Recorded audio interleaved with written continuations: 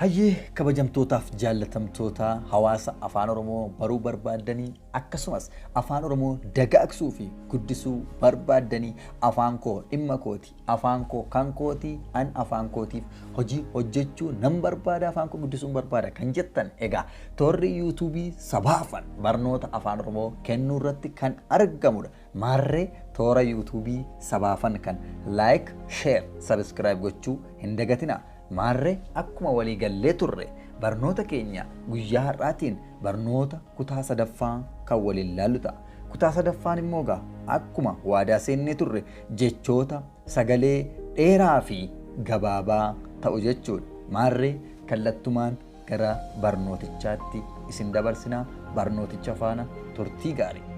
Guyyaa har'aa kan waliin ilaallu jechoota sagalee dheeraa fi gabaabaa qaban waliin ilaalla. Maarree gabaabbachuu fi dheerachuun sagalee afaan Oromoo keessatti sagaleewwan yookaan qubeewwan dubbachiistuu irratti hundaa'a.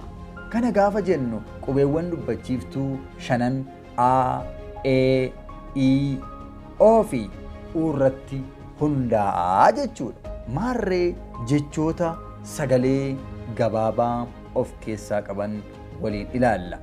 Yommuu sagalee dubbachiiftuu yookaan qubeen dubbachiiftuu tokko qofaa ishee dhuftu sagalee gabaabaatu uumama.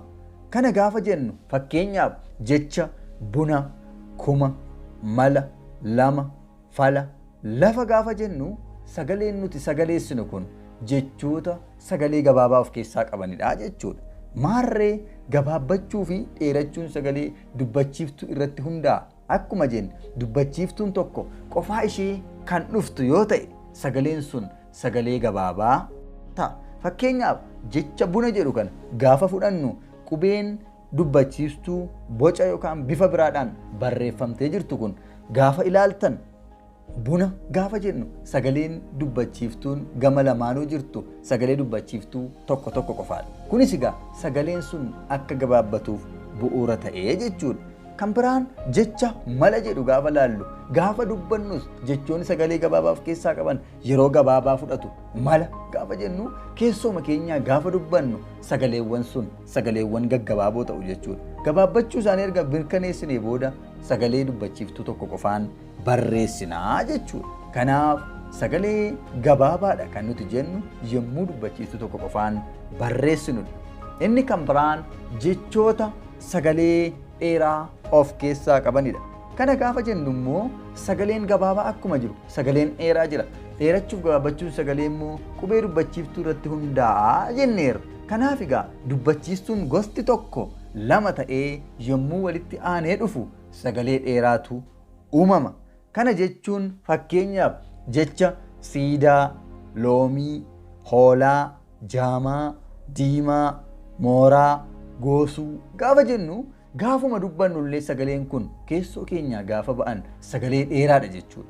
Gaafa sagaleen sun dheeratu immoo dubbachiistuu gosa tokko lama taatee walitti aantee barreeffamti yookaan immoo dubbachiistuu gosa tokko lama taasisnee barreessinaa jechuudha.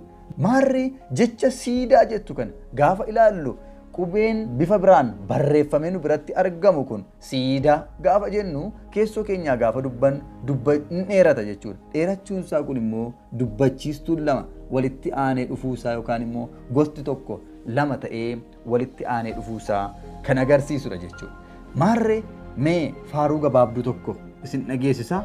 Faaruchis jechoota sagalee gabaabaa fi dheeraa kana gabaabsee kan nuuf ibsu ta'a jechuudha.